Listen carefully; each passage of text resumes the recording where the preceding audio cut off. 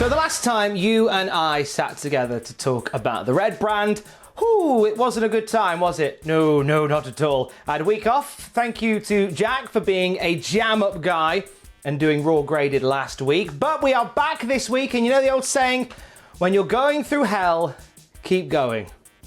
Especially if that hell is hell in a cell. Let's take a look at some Monday Night Wrestling. This is Raw Graded.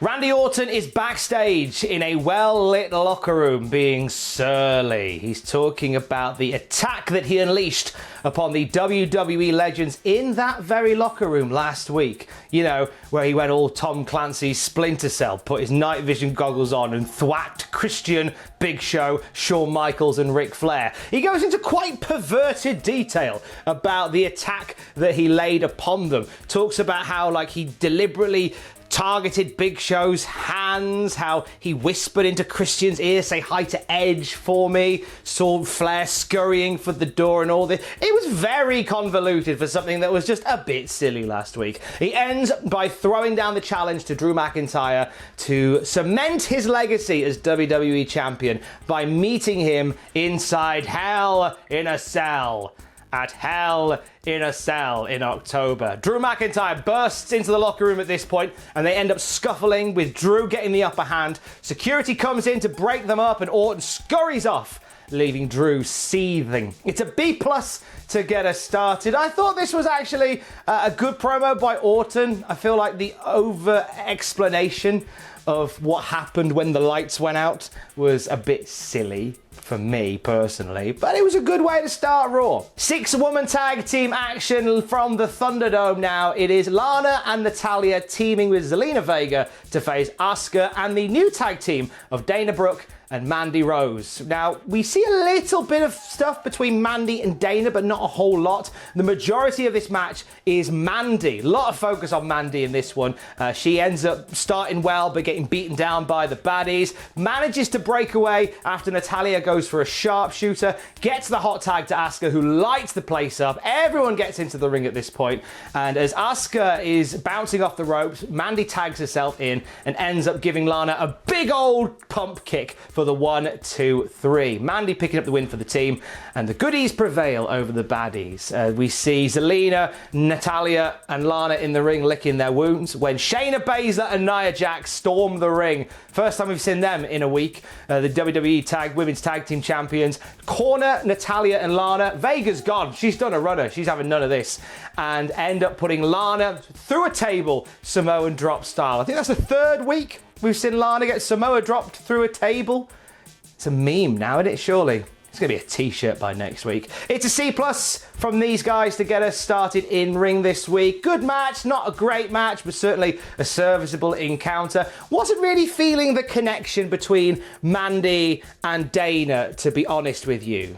But it's early days for them. They've only just started teaming up, so let's see what next week brings. R-Truth is backstage doing a mock draft of his own. Incidentally, on SmackDown, we're going to get Mercy the Buzzard, Little Jimmy, and Brother Love. And on Raw, we're going to be getting Ninja number 2, R-Truth, and Road Dogg, randomly, among other names. There's a janitor behind them. If you had a $5 on the janitor becoming the next challenger for the 24/7 title, you are correct. R-Truth sees the janitor, runs away, ends up crashing into the mop and bucket. This leads to the janitor getting the pin 1, 2, 3, and the janitor revealing themselves to be Drew Gulak, who is now the 24/7 champion. Shenanigans with the 24/7 title starting nice and early this week. MVP is chatting to Ricochet and Apollo Crews. He says a spot has opened up in the Hurt business. And they all go, nah, jog on, mate. See you later for our 6-man tag. But Ricochet thinks it over. I wonder what will happen. Tag team match next. It is Seth Rollins and Murphy teaming up to face off against Humberto Carrillo and Dominik Mysterio. Before the match starts, Murphy demands an apology from Seth Rollins for last week showing off the DM sliding he's been doing with Aalyah Mysterio. Seth refuses to apologize and says, if anything, Murphy should apologize to him. This starts to get heated, but then Dom and Humberto hit the ring. Big dives outside the ring to get this match underway. They're in the lead from the off. After the break, Rollins and Murphy are in very aggressive control. A lot of aggressive tags back and forth between them both as well. Dominik gets a break for it, manages to tag in Carrillo, and this match breaks down into shenanigans everywhere. Once again, we see Murphy and Rollins arguing outside the ring. Here comes a flying Humberto. Carrillo wipes them both out with a dive outside the ring. He goes up top, throws Murphy into the ring, then goes up top, jumps off, looking to finish off Murphy, but only to eat the knee of Murphy for the 1-2 knee from Murphy. Murphy rolls out the ring, winning the match for his team, and Seth is left going, hey, what's going on? Where are you going? I thought we were pals. A little bit later on, we see Seth approaching Murphy backstage and says, I demand an apology from you for your recent behaviour. In fact, you've got until 10 p.m. tonight to give me an apology. Okay, so on this match, I'm going to give it a B. Actually, well-paced, well-structured. I enjoyed the stuff between Seth and Murphy and the back and forth that they had here as well. Dom and Humberto as a team is a great idea, because once this stuff with Seth ends, you want to keep Dominik Mysterio on the roster, and putting him in a tag team is a way of ingratiating him with other feuds and other people, because he's still very young. As good as he is, he's still very young to this business. So putting him in there with Humberto, having them as a tag team, takes a bit of that pressure off. Braun Strowman is here. Are we ready for some Monday night nonsense? So here it is. So Braun is there for Raw Underground, but Raw Underground is not on this week. Do you think we'll ever see Raw Underground again? Or is that quietly being put to the one side? We will see. Anyway, Braun's there for Raw Underground, but there's no Raw Underground. So Adam Pearce says, well, therefore, you can't be here tonight. Despite the fact the wild card rule was a thing relatively recently, be that as it may. Adam Pearce says, however, there is a loophole, there is a workaround. We can put you in an exhibition match, which is an unsanctioned match. And Braun's like, yeah, find me an opponent and I'll do it. And Braun walks off. And then Keith Lee walks on, having a little drink. And he says, sign me up. So we're getting Braun versus Keith later on tonight. So here's the new rule, lads, okay? If you're a member of another brand, you can't wrestle on the alternative brand unless it's an exhibition match. It's an unsanctioned match, but you can only wrestle an unsanctioned exhibition match if it's sanctioned by a WWE agent. Time for the Kevin Owens show, and Kevin is shooketh after his interaction with The Fiend on SmackDown. He says he doesn't know what it is about these tortured souls coming after him. First Aleister Black, then The Fiend. Who next? The Brood? The Ministry of Darkness? Nice references, big fan. He calls out Bray Wyatt for a chat on the KO show, but Bray appears via the Firefly Funhouse instead and talks about being friends with Kevin Owens. The puppets are all concerned this week. They're worried they're going to get drafted and not see each other. I'm hoping that Huskins the Pig Boy finally gets that run on 205 Live that we've all been gagging for. However, Bray Wyatt reassures him, saying, look, we'll always be together even when we're apart. And then they sing a song about friendship, which is so out of key, out of time, and out of pitch, and out of beat that it has to be a joke. It has to be deliberately awful. Be that as it may, Kevin Owens says, I don't want to be your friend, and you're not going to do to me what you've done to Alexa Bliss. Wyatt is not a fan of bullies, he says. And he actually says that Owens has no idea what he's got himself into. But on Friday Night SmackDown, he will find out. But Owens doesn't want to wait till Friday Night SmackDown, so he heads out the ring, presumably off to go and kick the doors down of the Firefly Funhouse. But he is stopped in his tracks by Aleister Black, who jumps him and lands a black mass straight in his face to end the segment. It's a B+ from me. I love seeing Kevin Owens working with somebody new. Bray and Kev could have some fun here. Quite excited for that. The Bray Wyatt Firefly Funhouse thing, it's a shame that the bloom is off the rose a bit with Bray and The Fiend. Like, there's been so much hit and miss with him over the last year and a half or whatever that something about these segments that don't really light as much as they did before. Regardless, it's a nice fresh rivalry that I think we'll probably see end up as part of SmackDown. I can see Owens getting drafted to SmackDown and them doing their thing over there, which is super cool, which is nice to see Kevin Owens doing something a bit different. Drew McIntyre officially accepts the challenge for the Hell in a Cell match against Randy Orton. He says he's not going to send Orton to purgatory. he is going to send him to hell. Nice stuff. Also tonight, we see a bit more from Bianca Belair. Bianca has been doing this sort of Mr. Perfect style shtick, and this week she is playing a quiz game with all her friends and getting all the questions right.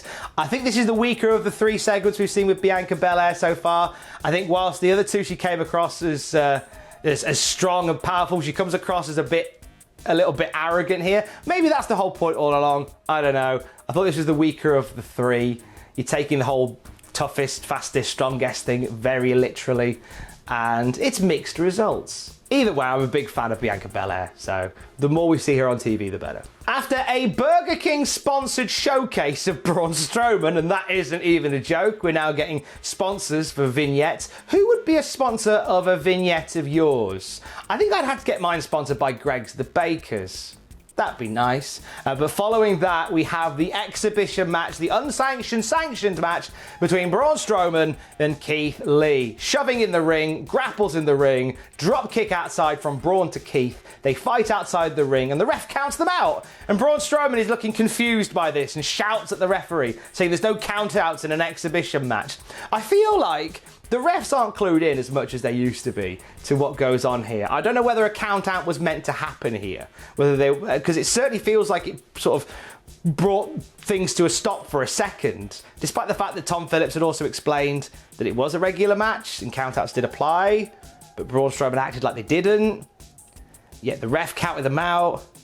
I feel like, you know how refs used to be sort of the assistants in the match, like they used to guide the match through. I feel like refs lately have become speed bumps in a match. And I don't say that as a disrespect to referees. I think they're all doing incredible jobs. But the fact that so many episodes of Monday Night Raw are put together, like with minutes to spare, like you've got no true idea of what you're doing normally until you're about to go out there. And the referees are told to always follow the rules regardless. So there's going to be some communication breakdown. And we've seen it a couple of times over the last few weeks and months on Raw especially, where the refs have got the wrong end of the stick and the match has ended weirdly. And this just felt like a bit of an unnecessary moment to count them both out, because I don't think that was the point of this. Look, regardless, that happened. Braun responded by shoulder barging Keith Lee through the barricade. And not in a Les Mis way either. Braun walks off, security guards all turning up, and then Keith stands up, runs, jumps off the steel steps, and the fight continues between him and Strowman. They go all the way up the ramp. We see Keith throwing Braun into the stage, and then he clotheslines him off the stage, going with him, and they both crash into the technical area. This match completely thrown out. Absolute carnage. Giving it a B- here, and I'll tell you for why. I thought the brawl between Braun and Keith was good. Big, beefy boys battering each other. You love to see it. The setup was daft. The whole, hey, I'll put you in an exhibition match. It means it's sanctioned without being sanctioned. There's so many other ways you could have got into this without adding another line of never referenced again law to the referee rule book. You could have just had Braun go, I want to fight, and there's no Raw Underground. And you could have had Keith just go, hey, I will fight you. And that's it. If he sings it, it's even better. That's exactly how I want it to go. They could have done that dead easy, but they didn't. They did all this instead. And then it's another week where Keith Lee has a non-finish. I love that Keith is in the mix with guys like Drew and Randy and Braun Strowman, but he's not winning many matches. He's just getting into brawls and non-finishes. And I feel like if you're going to really get behind this boy, you got to start giving our Keith some wins. Some proper wins, lads. Come on. Mind you, I would say that Braun Strowman treated Keith Lee with a little bit more respect and dignity than he did Dabba Kato on Raw Underground, where he just battered a young prospect. I think if Keith had been battered by Braun here, I'd have been livid. Drew Gulak is celebrating becoming 24/7 champion. R-Truth sneaks up on him, and Drew sees this and legs it, ends up crashing into a bin containing Akira Tozawa. All three end up fighting inside a large waste container. Somebody pins somebody, the ref counts 3, and then from the bin, R-Truth appears with the 24/7 championship and runs away. Where are we going with these 24/7 segments? Like, where are we going with them?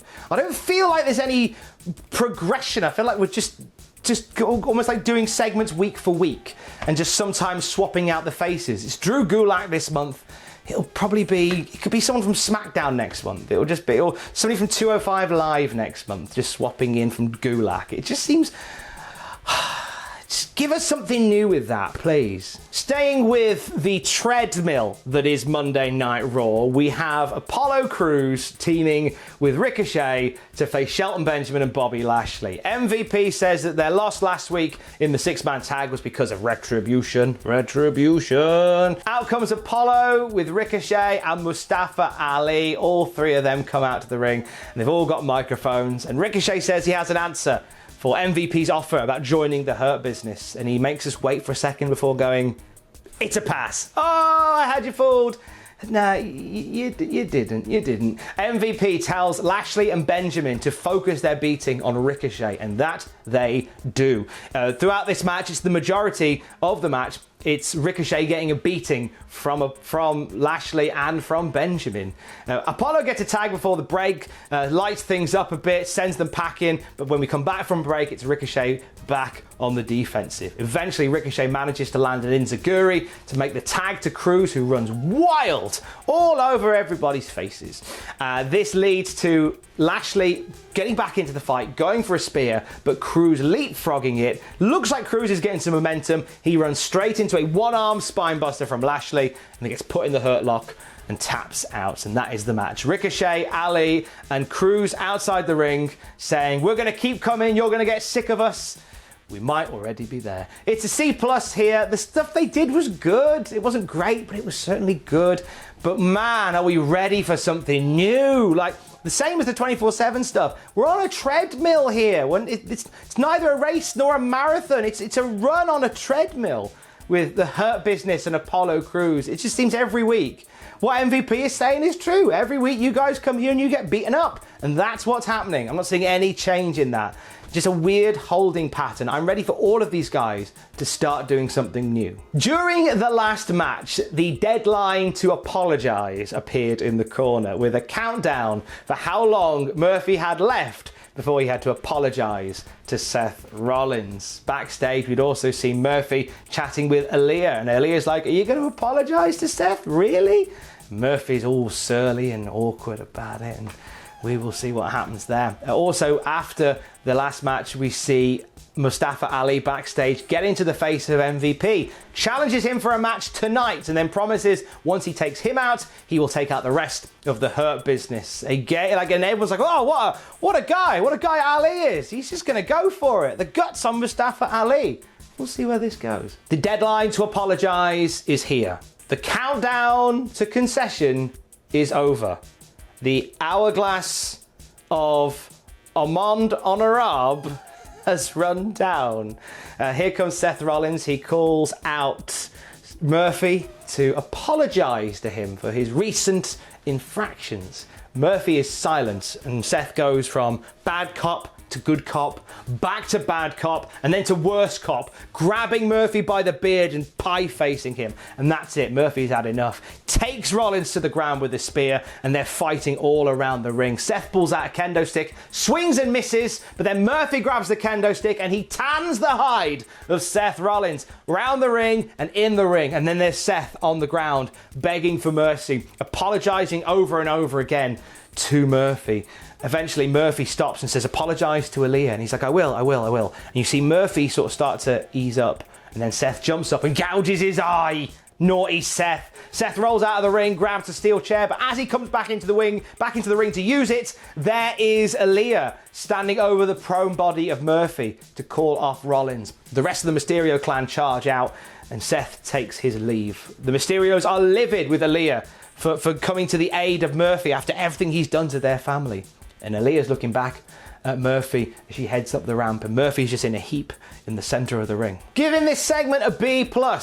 I'm not going to give it anything higher than that, and I'll tell you for why. I thought Murphy and Rollins were excellent. Just great work from these guys. I'm sad there wasn't a crowd there, because if there was, I genuinely think they'd have come alive when Murphy tackled Rollins. So they were just great here, all of these here. My issue is where this is going.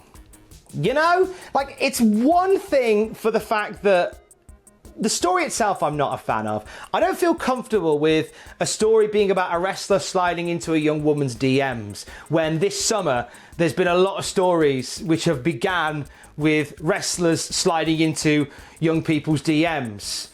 It's a bit close to the knuckle, and I know there'll be people that will go, oh, you're just looking to be offended. It doesn't offend me, but I know that it cuts very close for some people that I love and care about. And that's why it bothers me. It's empathy, mainly. But that's not just that, right? It's, where are we going to go with this? What is the end game here? What is the end game? Is it Aalyah managing Murphy? Is it Aalyah getting attacked by Rollins? Or getting in the way and taking a bump? Who is it? And I dread to think, it was a setup all along and it's just a plan, just a ruse to get back at Rey Mysterio and Dominik.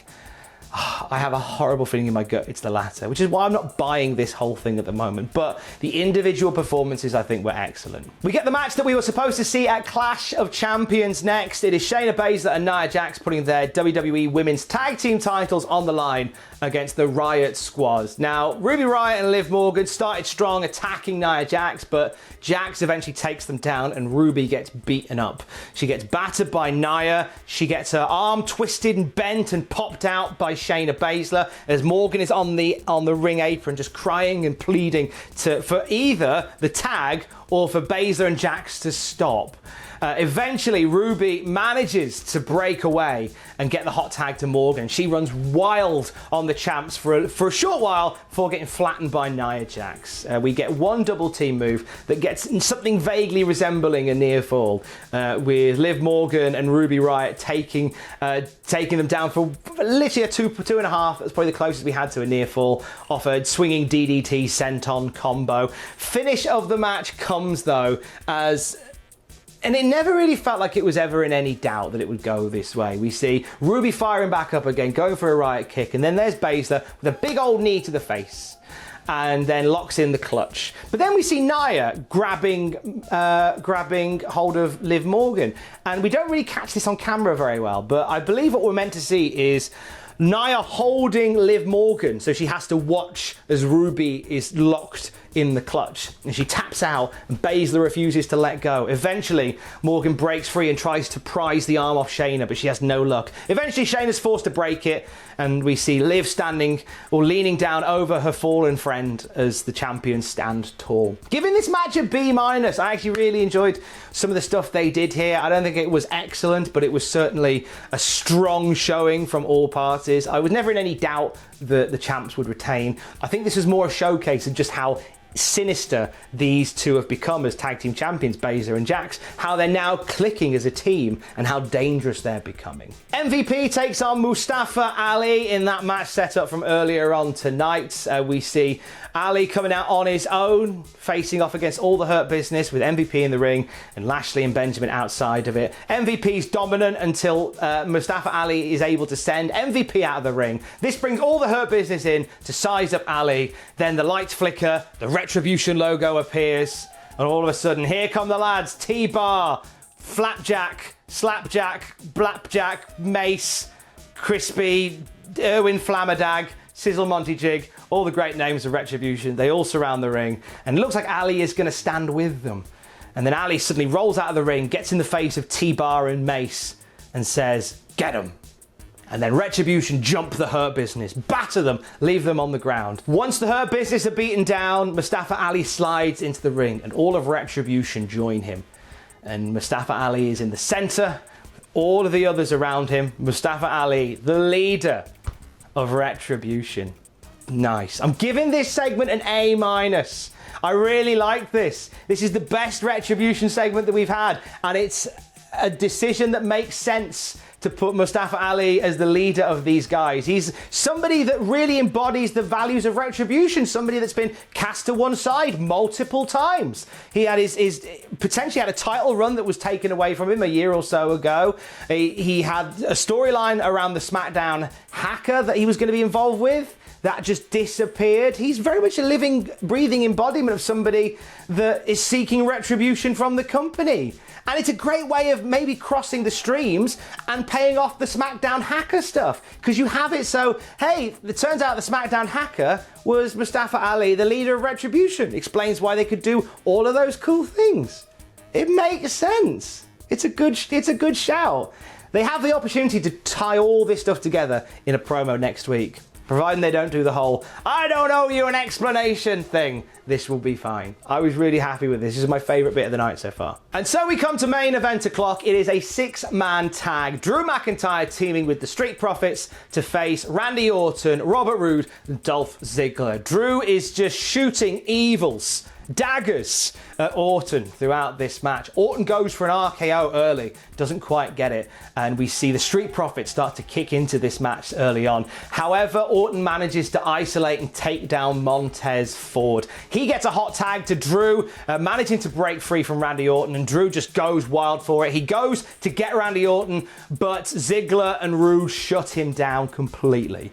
We suddenly see a situation where McIntyre is down, Montez Ford is down, and Dawkins is on his own, and it looks like he's at the mercy of Randy Orton. But Dawkins out of nowhere hits a big old spine buster, takes Orton down, and there's Ford out of nowhere, lands a massive frog splash. And if Dolph Ziggler and Robert Roode hadn't run and made the save, Orton may have got pinned off of that, which is putting over the Street Profits. This just turns into chaos from here. We get Drew back into the ring. He lands a Claymore on Dolph Ziggler. He sizes up Orton for a Claymore, but Robert Roode gets back into the ring. So I'll be with you in a second, Randy. I'm just going to hit a Claymore on him. But just as he's hit the Claymore and he's getting back up, we see Drew succumb to an RKO. Cover 1, 2, 3. Just like that. Clean as a whistle, Randy Orton has pinned the WWE Champion, and that is how we end Monday Night Raw tonight. Giving our main event a B+. Lots of hot and heavy action from all of these guys. Great to see Montez Ford and Angelo Dawkins in the mix against a guy like Randy Orton. I thought that was really cool. It could have probably been a little bit longer, this match. Could have been paced a little bit differently, but I love some of the stuff they did in it all the same. I've got no issue with Orton pinning McIntyre ahead of Hell in a Cell. I feel like it reminds us that the RKO is a very dangerous move. So it's good to do all that and add that bit of jeopardy going into Hell in a Cell. So it was a very, very good main event to Raw. And Raw overall this week, I'm going to give a B- too. There was some really nice moments in and amongst this show. But there's a few things in there that are stuck on a treadmill, as I said earlier on. Stuff with the 24/7 title. Stuff with like the Hurt Business and Apollo Crews and Pals. Some good stuff amongst there as well. Mustafa Ali is the leader of Retribution, is great. The character stuff between Murphy and Rollins I think is great. I love to think this turns Murphy into a breakout star of the year. I do really hope so. And I'm not upset with seeing Orton and Drew go at it at Hell in a Cell. They made it make sense. I'm a big fan of that. To be honest with you, after the last episode of Raw you and I sat through, this could have been half of what it was, and it still would have been a vast improvement on what was offered. Stay safe. Love you, bye.